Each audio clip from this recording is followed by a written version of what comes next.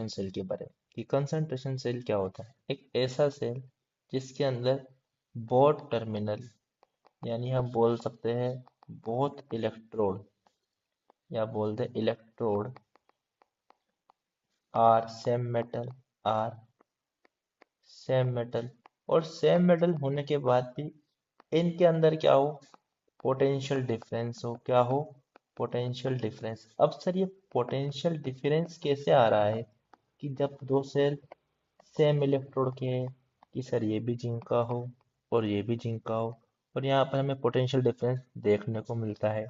ऐसा इसलिए होता है कि इस टाइप के सेल में हम मानते हैं दोनों तरफ कंसंट्रेशन, एक तरफ C1 और एक तरफ क्या होती है C2। एनोड साइड C1 मान ली, इस साइड C2 मान ली। आप उल्टा भी कर सकते हो, इसको C2 मान लो, इसको C1 मान लो, इसको C2 मान लो, इसको C1 मान लो, वो आपके ऊपर है। अब हम देखते हैं कि यदि इसके अंदर क्या हो, anode and cathode side different concentration, और cause of this concentration, मैं मात लिख रहा हूं, cause of this concentration generate potential difference between the cell। इस टाइप के सेल को बोलते हैं हम क्या, कंसंट्रेशन सेल। बट सर इसकी कैलकुलेशन कैसे करते हैं, तो देखो बच्चों, मैंने इधर तो मानी C1, इधर मानी C2। हम मानते हैं एक साइड एनोड साइड और एक साइड मानते हैं कैथोड साइड। थोड़ी सी मैं इसके अंदर आपको कैलकुलेशन दिखाता हूँ, मैं डीप में नहीं जा रहा हूँ। सर कैलकुलेशन कैसे होएगी, तो देखिए बच्चों, हम मानते हैं जैसे हमारे पास क्या है, मैं एक कोई भी मेटल मानता हूँ, मेरे पास M है, सॉलिड फॉर्म में है। क्या होगा, मैं बोलता हूँ ये एनोड साइड है। क्या होगा, M प्लस एक्वस बन जाएगा, 1 इलेक्ट्रॉन रिलीज होगा। मैं बोल दूं कैथोड साइड क्या होगा, सर कैथोड साइड होता है M प्लस होगा एक्वस, जो हमारा बन जाएगा M सॉलिड प्लस इलेक्ट्रॉन। मैं बोल दूं नेट सेल रिएक्शन क्या होगी, सर नेट सेल रिएक्शन कुछ इस तरह हो सकती है। सॉरी थोड़ा सा गलत हो चुका है, तो ये कैथोड साइड इलेक्ट्रॉन गेन होगा तो क्या बनेगा, M सॉलिड।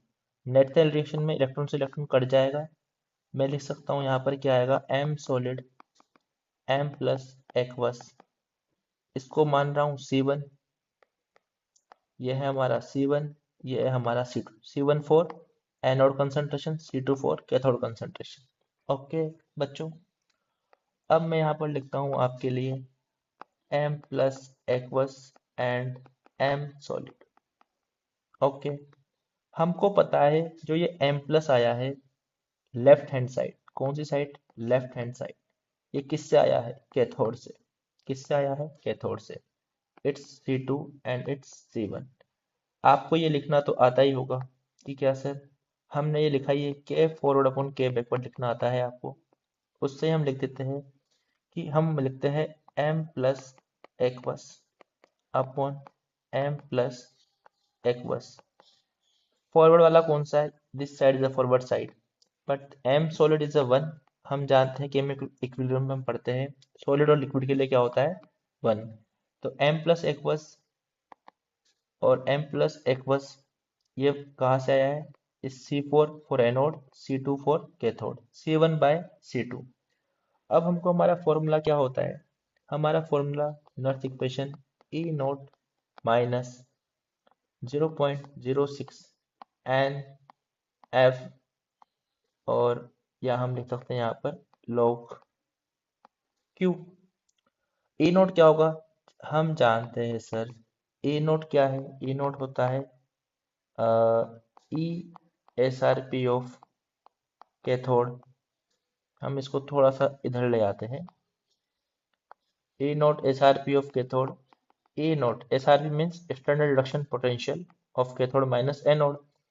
यदि हम जब भी कोई सेल लेंगे, यदि हमने सेल क्या लिया है, कैसा सेल है हमारा, जिसमें इलेक्ट्रोड क्या है, सेम सेम, कैथोड भी सेम मेटल का, एनोड भी सेम मेटल का, तो ए नॉट क्या हो जाएगा हमारा इसमें, ऑलवेज जीरो। ए नॉट क्या हो जाएगा हमारा, ऑलवेज जीरो, बिकॉज हमारे पास, जैसे मैं जिंक मान लूँ, जिंक का क्या होगा, E naught S R P value of cathode, ये हो जाएगी 0.76।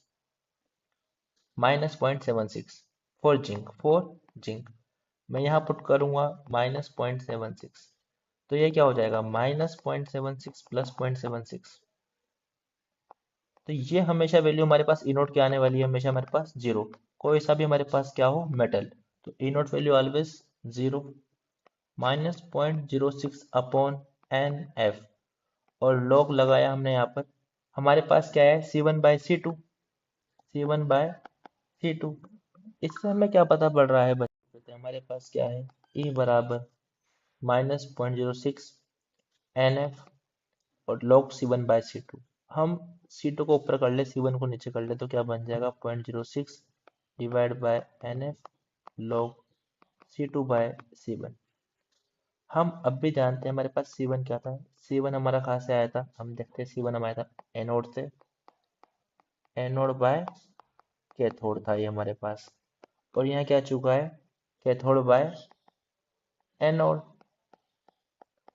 ओके, अब हम देखते हैं कि यदि हमारा केस वन बनाऊं, मैं केस वन लेते हैं कि C2 बड़ा हो C1 से। C2 C1 से बड़ा होगा तो क्या होगा कि C2 बढ़ेगा तो E भी बढ़ेगा, C2 बढ़ेगा तो E भी बढ़ेगा। और डेल्टा जी क्या होता है -NFE। यदि E हमारा क्या है पॉजिटिव, तो डेल्टा जी क्या होगा negative, delta G is negative. और डेल्टा जी नेगेटिव होगा तो क्या होगा, reaction is spontaneous, reaction is spontaneous. और यदि हम मान ले कि हमारे पास क्या था C2/C1, यदि हमारा क्या हो जाए C1 is greater than C2, then C1 increase, then E is decrease. तो डेल्टा जी बराबर क्या होता है -NFE। और डेल्टा जी क्या हो जाएगा पॉजिटिव, और डेल्टा जी पॉजिटिव हो गया तो non spontaneous reaction. Good bye.